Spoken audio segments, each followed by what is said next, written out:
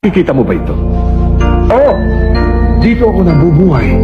Dito ako nabubusog sa salita ng Diyos. At ayon dito, huwag mong hatulan ng kapwa mo para huwag kang hatulan ng Diyos.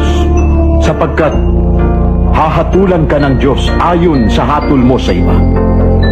Isa na akong tagapagpalaganap ng salita ng Diyos, ng mabuting balita. Hindi dapat pagtakhan.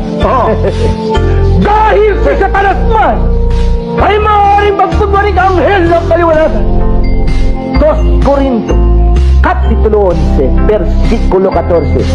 Yan kung nabasa mo na.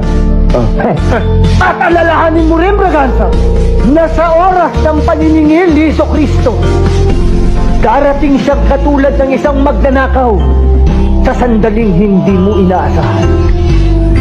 Kaya't huwag mo nang idamay at bastusin ang Biblia.